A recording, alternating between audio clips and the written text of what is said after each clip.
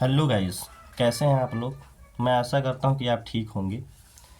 इस समय हम लोग जो इंटर की प्रोज बुक है उससे लेसन की समरी डिस्कस कर रहे हैं।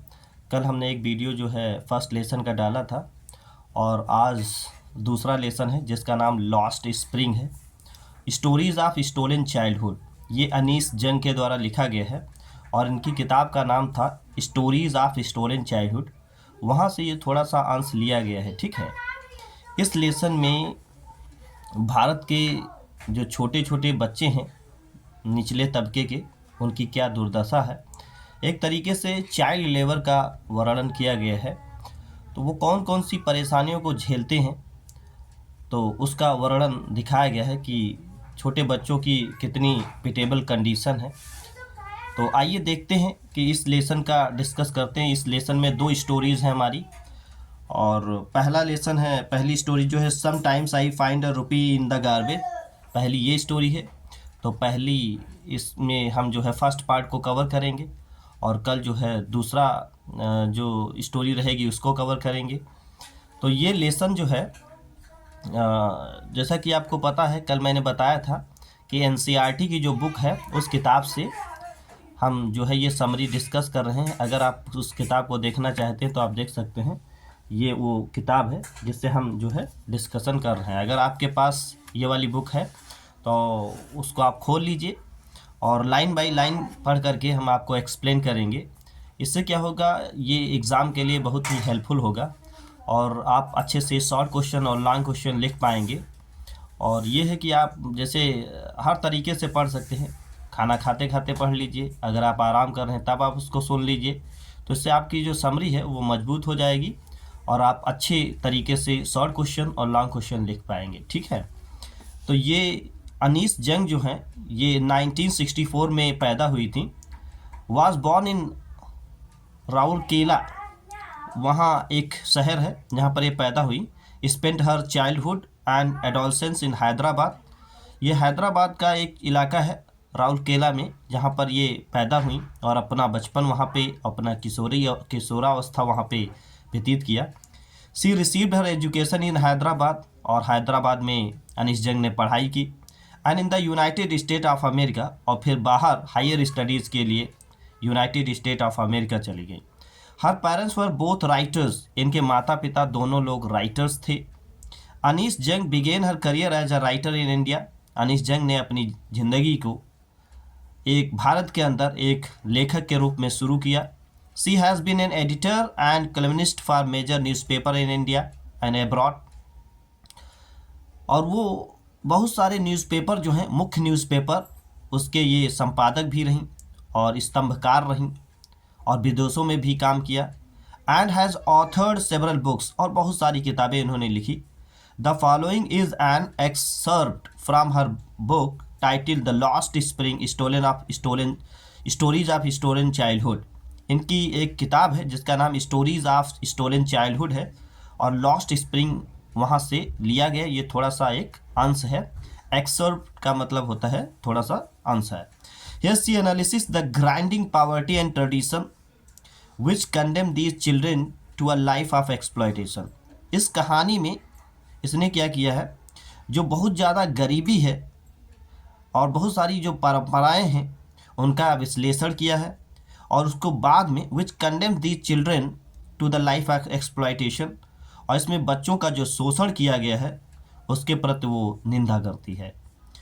तो जो पहला इसमें स्टोरी है उसका नाम है sometimes I find a rupee in the garbage, ये पहली स्टोरी का नाम है। तो इसको लाइन बाय लाइन हम लोग इस समरी पढ़ते हैं और देखते हैं। The author came across Saheb every morning, यहाँ पर लेखक दिखाया गया है कि लेखक जो है हर सुबह साहिब आलम से मिलती है। She always found him searching for something in a heap of garbage, और वो पाती है कि वो कूड़े के ढेर में कुछ न कुछ तलाशता रहता है। When he was asked why he do it, जब उससे पूछा गया कि वो ऐसा क्यों करता है, वो कूड़े के ढेर में क्या तलाशता रहता है, he replied, उसने उत्तर दिया, I have nothing else to do, मेरे पास कुछ और कोई काम नहीं है करने के लिए, इसीलिए मैं कूड़े में पैसा या कोई उपयोगी चीज़ तलाश करता हूँ। She told him to go to school, उसने कहा तो स्कूल चले जाइए, आप कूड़ा क्यों बीनते हैं, आप स्कूल चले जाइए। लेकिन उसने जवाब दिया but there was no school in his neighbourhood, लेकिन उसने जवाब दिया कि आसपास कोई स्कूल ही नहीं है। She told him that she was going to start a school, फिर उसने कहा अच्छा हम एक स्कूल शुरू करने जा रहे हैं, क्या आप उसमें पढ़ना चाहेंगे।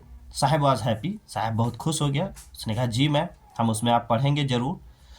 ही would go to her school, उसने बताया कि हाँ हम आपके स्कूल में जाएंगे, but she did not start a school, लेकिन उसने कोई स्कूल नहीं शुरू किया, क्योंकि उसने तो ऐसे ही कह दिया था, क्योंकि स्कूल खोलना इतनी आसान बात नहीं है, काफ़ी पैसा लगता है, जगह लगता है, तो उसने यूं ही कह दिया था।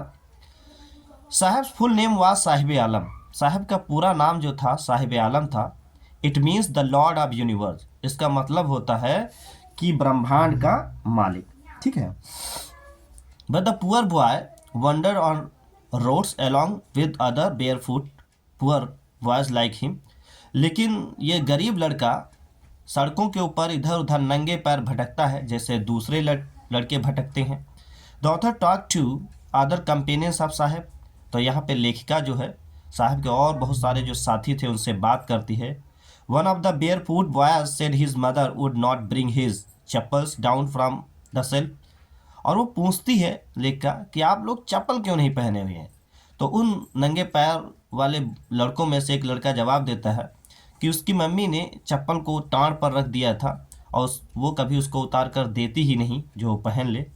One of them was wearing shoes दो दे डिड नॉट मैच, और उन बच्चों में एक बच्चा जो जूते पहने भी था लेकिन वो मैच नहीं कर रहे थे, एक दूसरा जूता था और एक दूसरा था। Another boy who had never had foot wear wished he had a pair of shoes, तीसरे लड़के की बात होती है कि उसने लाइफ में कभी भी चप्पल नहीं पहने और वो इच्छा करता है कि काश उसको एक जोड़ी जूता मिल जाए।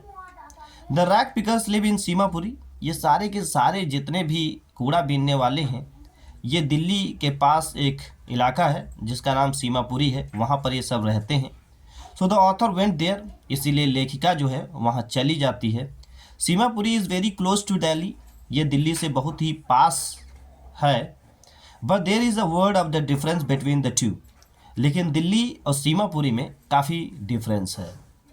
Like all other families of rag pickers, Saheb family came from Bangladesh in 1971। बहुत सारे कूड़ा बीनने वाले परिवार हैं, तो बहुत सारे कूड़ा बीनने वाले परिवार की तरीके से साहब का परिवार भी 1971 ईस्वी में बांग्लादेश से आए थे।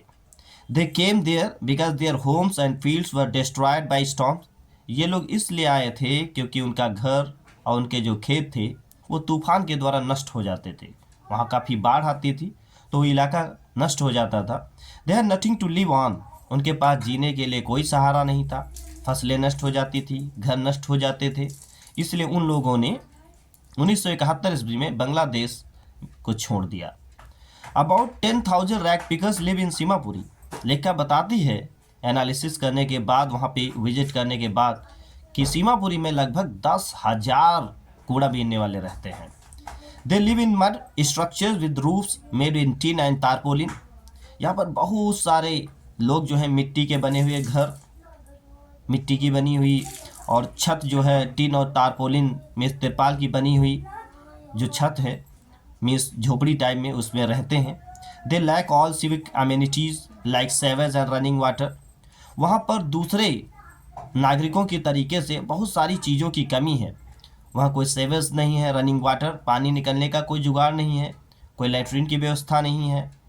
Living in Seemapuri enables them to cast their votes and food, लेकिन सीमापुरी में रहते रहते उन लोगों का आधार कार्ड और राशन कार्ड बन गया है जिससे वो लोग ओट दे सकते हैं और with the help of ration card वो लोग खाना ले सकते हैं।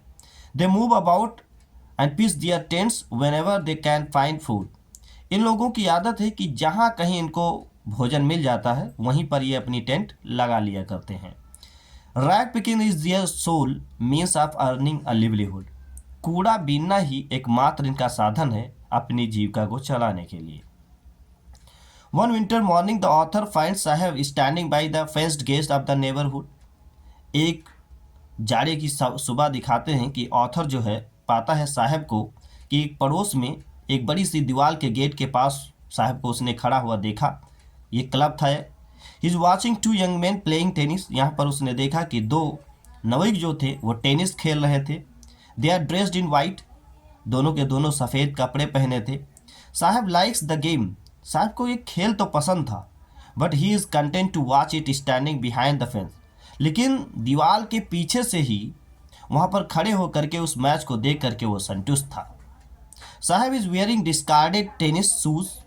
उस दिन लेखिका ने देखा कि साहब जो है जूते पहने हुए हैं टेनिस वाले, लेकिन ये डिस्कार्डेड थे। किसी ने इनको त्याग दिया था क्योंकि ये थोड़ा बहुत फट गए थे, तो कोई मालदार बच्चा इसको त्याग दिया गया, उसकी वजह से ये त्यागे हुए जूते पहने हुए था। That look strange over his discoloured shirt and shorts.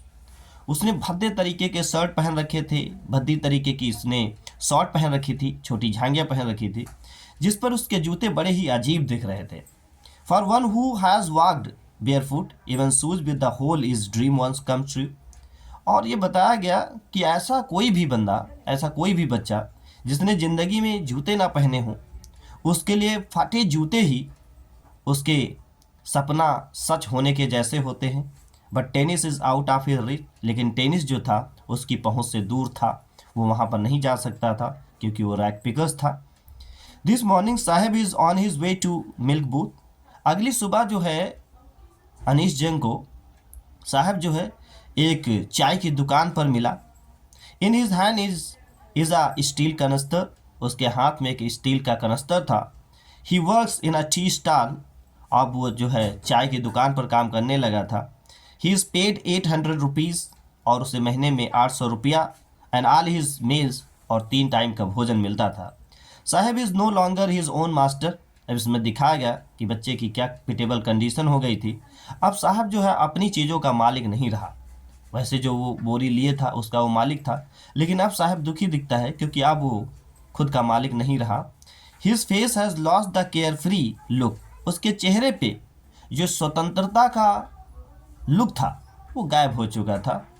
He doesn't seam happy working at the tea stall. वो चाय की दुकान पर काम तो कर रहा था, लेकिन उसका चेहरा बिल्कुल भी खुश नहीं दिखाई दे रहा था, क्योंकि जो स्वतंत्रता साहब के पहले कूड़ा बीनने में थी, क्योंकि वो पहले जो बोरी लिए जा रहा था उसका वो मालिक था, वो स्वतंत्र था, जितनी देर चाहता वो काम कर सकता था। लेकिन अब वो चाय की दुकान पे काम कर रहा था, मालिक के ऑर्डर पे काम कर रहा था, तो इसलिए अब उसके चेहरे पर वो चिंता मुक्त के भाव नहीं दिखाई दे रहा था। इसलिए साहब जो था वो बहुत ही दुखी था। तो इस लेसन में हम देखते हैं कि अनीश जंग ने बच्चों की क्या दुर्दशा है उसको दिखाया है। एक तरीके से इसमें चाइल्ड लेबर का वर्णन किया गया है। मैं आशा करता हूँ कि आपको ये लेसन समझ में आया होगा, और अगर आपको अच्छा लगता है तो आप मेरे चैनल को सब्सक्राइब करें और शेयर करें और कमेंट करके ज़रूर बताएं कि आपको कैसा लगा। ठीक है, तो मिलते हैं किसी नेक्स्ट वीडियो में। तब तक के लिए goodbye and thank you.